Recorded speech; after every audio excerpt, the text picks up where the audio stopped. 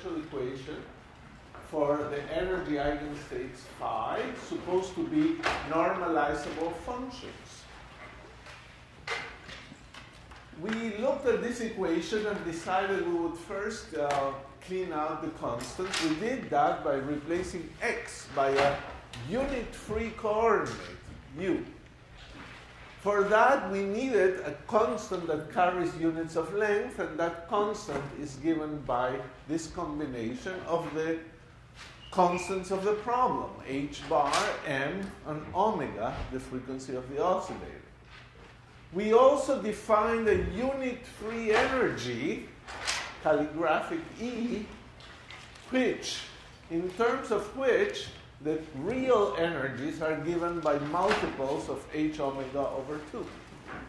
So the problem has now become, and this whole differential equation turns into this simple differential equation, simple looking, let's say, properly, differential equation for phi as a function of u, which is a new rescaled coordinate, and where the energy shows up here. And for some reason, this equation doesn't have normalizable solutions unless those energies are peculiar values that allow a normalizable solution to exist.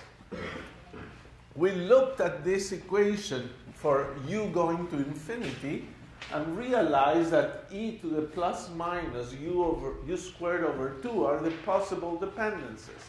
So we said, without loss of generality, that phi could be written as some function of u to be determined times this exponential.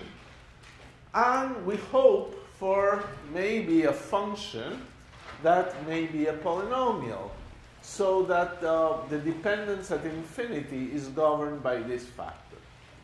So with this ansatz for the function phi, we substitute back into the differential equation. Now the unknown is h.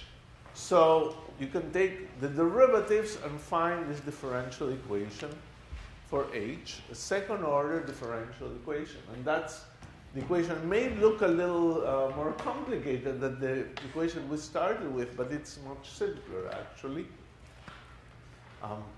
There would be no polynomial solution of this equation, but there may be a polynomial solution of the second equation. So we have to solve this equation now, and the way to do it is to attempt a series expansion. So we would try to write h of u equal the sum over j equals 0 to infinity, aj u to the or ak e to the k equals 0 to infinity. Now, one way to proceed with this is to plug this expansion into the differential equation. You will get three sums. You will have to shift indices. It's kind of a little complicated. Actually, there's a simpler way to do this, in which you think in the following way. You have this series, and you imagine, well, there's a term aj u to the j plus aj plus 1 u to the j plus 1 plus aj plus 2 u to the j plus 2. And you say, let me look at the terms with u to the j in the differential equation. So just look at the terms of that have a u to the power j. So from d second h du squared, what do we get? Well, to get a term that has a u to the j, you must start, if you take two derivatives and to end up with u to the j, you must have started with this, u to the j plus 2. So this gives you j plus 2 j plus 1, taking the two derivatives, aj plus 2, u to the j. From the series, the term with u to the j from the second h du squared is this one. How about for minus 2u dh du? Well, if I start with h and differentiate and then multiply by u, I'm going to get u to the j starting from u to the j. Because when I differentiate, I'll get u to the j minus 1, but the u will bring it back. So this time I get minus 2aj, or minus 2, one derivative, j, that's aj, u to the j. So it's from this term, minus 2, differentiate, you get that. From the last term, e minus 1 times h, it's clearly e minus 1 times aj, u to the j. So these are my three terms that we get from the differential equation. So at the end of the day, what have we gotten?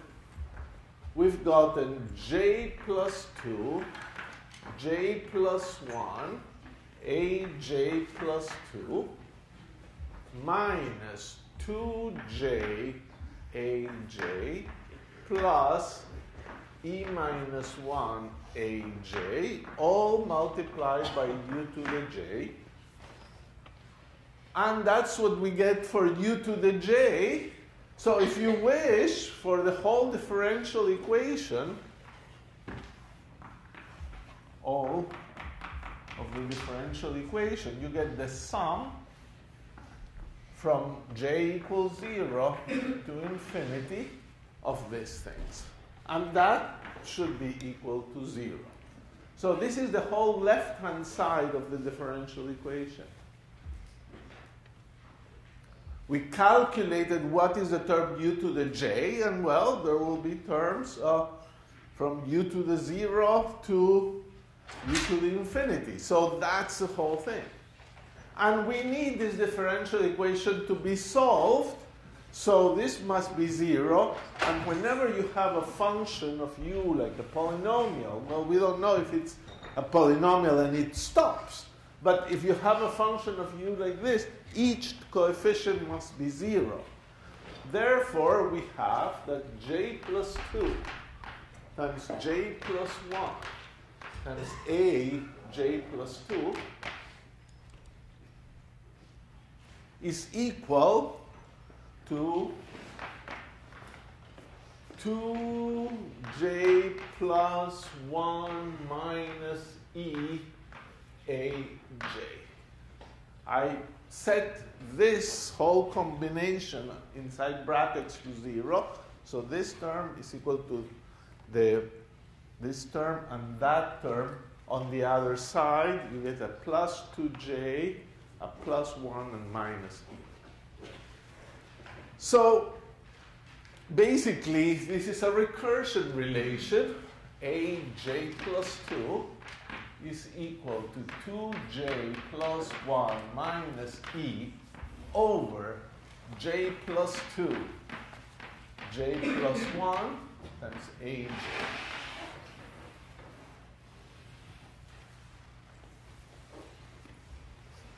And this is perfectly nice. This is what should have happened for this kind of differential equation, a second order linear differential equation.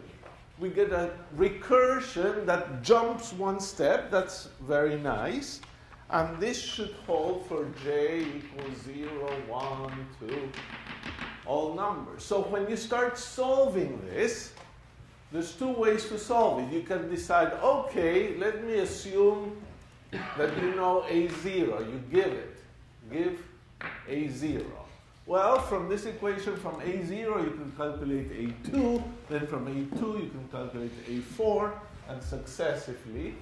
So you get A2, A4, all those, and this corresponds to an even solution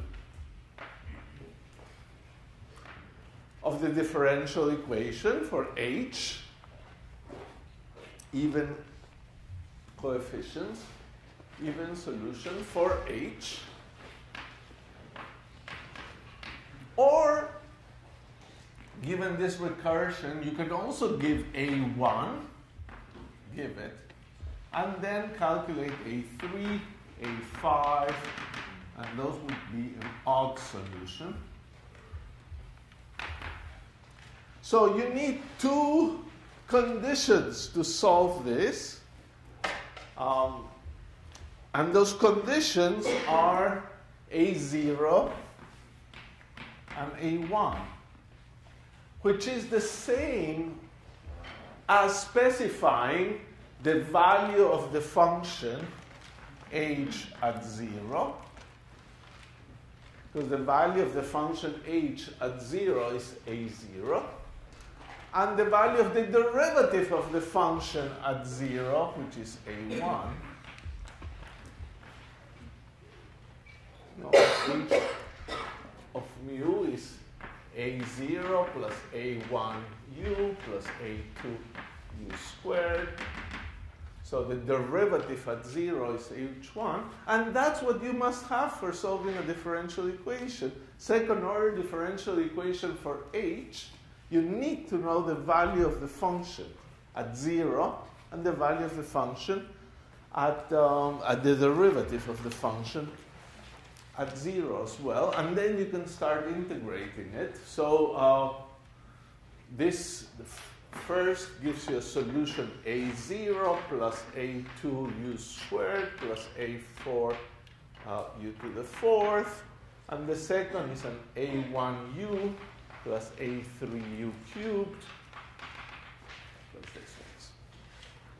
So all looks pretty much okay.